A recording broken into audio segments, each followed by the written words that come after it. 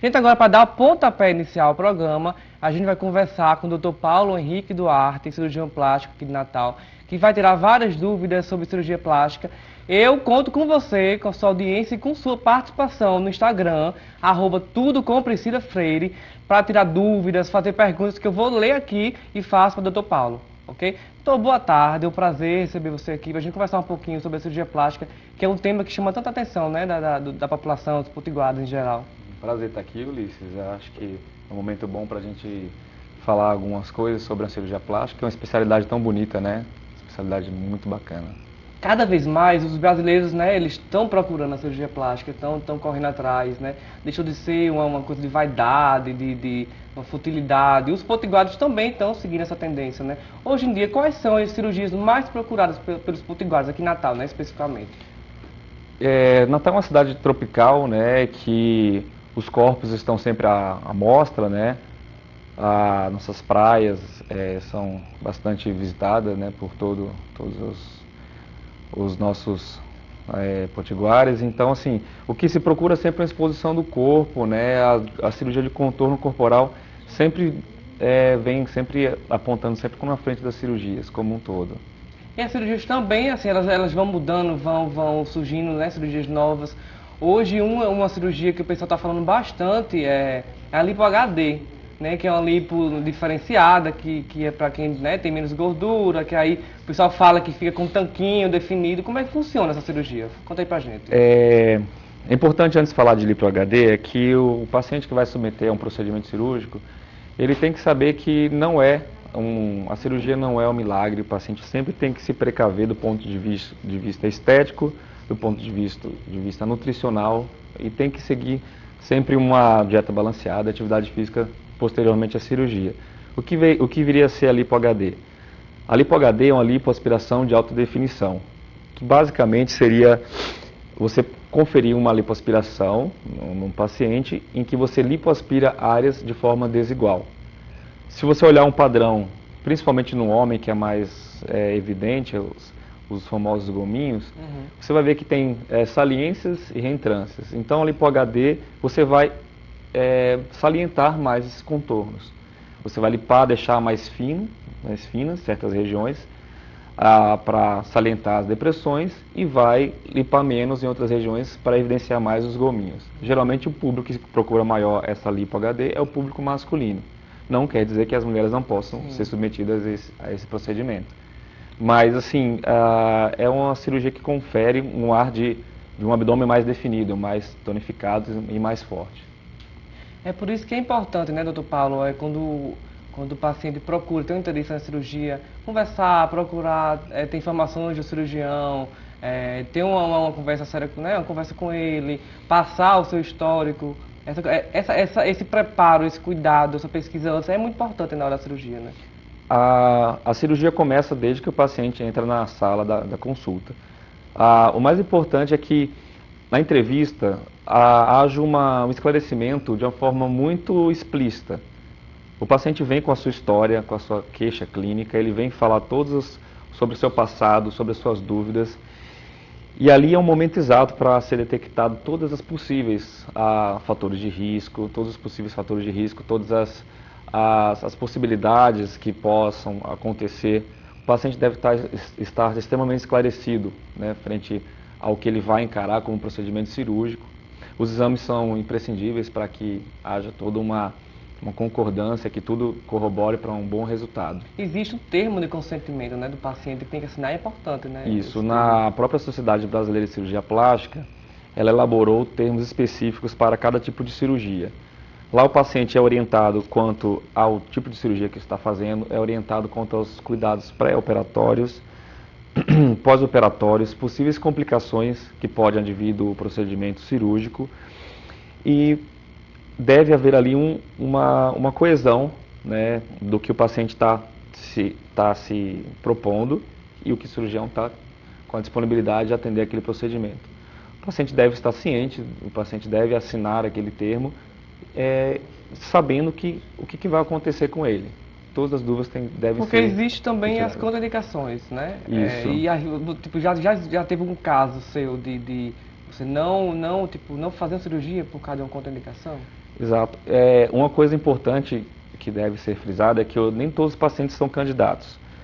Alguns fatores que contraindicam a cirurgia, pacientes que não têm um perfil psiquiátrico adequado, que você identifica um transtorno de dismórfico corporal, um paciente que esteja em instabilidade de humor, que não esteja totalmente esclarecido, um tabagismo em atividade não deve contraindicar uma cirurgia. O tabagismo é muito danoso aos tecidos, atrapalha demais a cicatrização, o paciente não tem uma cicatrização tão adequada.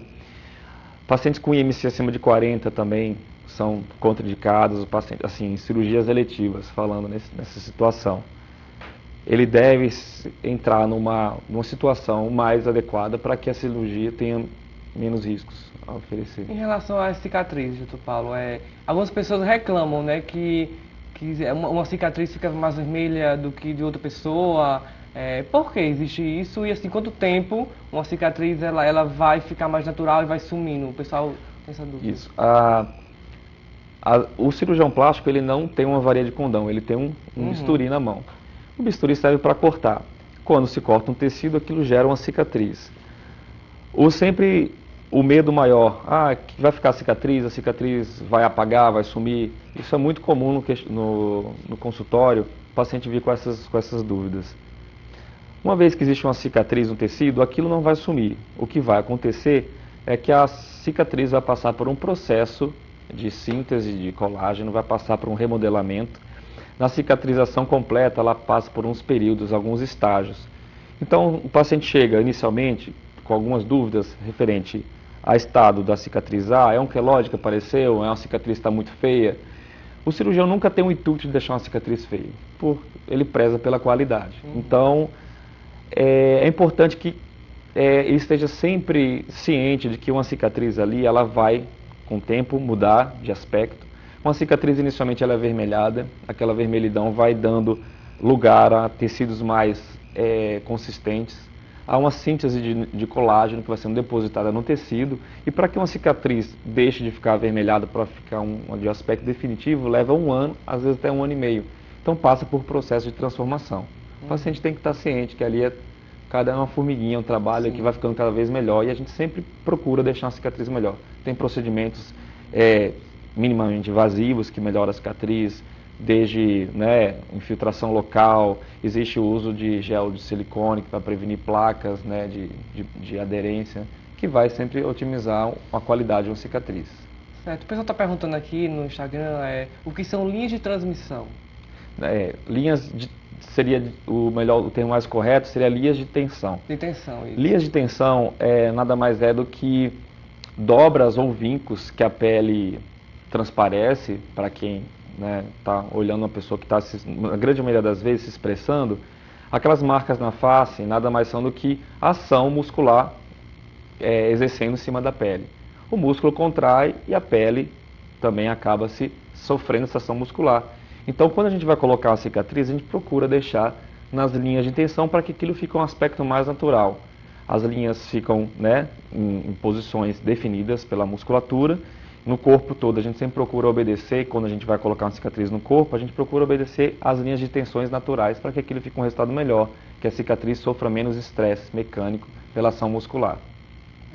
Doutor, a cirurgia pós-bariátrica, o pessoal faz a redução e aí depois existe uma necessidade, um interesse de fazer a cirurgia plástica. Como é que funciona isso? Como é que você indica? A cirurgia bariátrica após a década de 50, ela veio sofrendo muitas transformações que hoje em dia, para um paciente buscar uma cirurgia pós-bariátrica, ele tem que ter a consciência que ele precisa de uma equipe multidisciplinar, fisioterapeuta, precisa de um cirurgião do aparelho digestivo, precisa de um cirurgião plástico e outras coisas, Às vezes pode necessitar de um apoio psiquiátrico, um apoio psicológico. A cirurgia bariátrica hoje é destinada àqueles pacientes que perderam muito peso. Esses pacientes eles têm algumas questões especiais, por exemplo, o aspecto nutricional. No pré-operatório, o paciente tem que estar com níveis otimizados de ferro, vitamina B12, níveis de proteína adequados, porque aquilo pode resultar numa má cicatrização. Certo. E muitas vezes o paciente pós-bariátrico, ele tem que está extremamente bem, assim, na questão da parte psicológica, e muitas vezes os pacientes têm depressão. João, doutor, quero agradecer você ter vindo aqui e trazer as dúvidas da gente sobre a cirurgia plástica. Muito obrigado. E só para terminar, deixa um recado para o pessoal que está em casa, que tiver interesse. Como lhe achar? Bem, a cirurgia plástica é uma especialidade que sempre vem, que eu faço assim com extrema, né, dedicação. E existe um contato no Instagram, que é a Plástica Duarte, que eles podem procurar. E eu acho que quem deseja... Paulo, Plástica, underline, Duarte.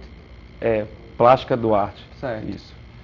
Os pacientes que podem procurar cirurgia plástica, eles devem, primeiramente, saber que o cirurgião deve pertencer à Sociedade Brasileira de Cirurgia Plástica, saber que se o paciente vai confiar seu corpo ao cirurgião, ele tem que saber que ali tem que haver uma relação de confiança.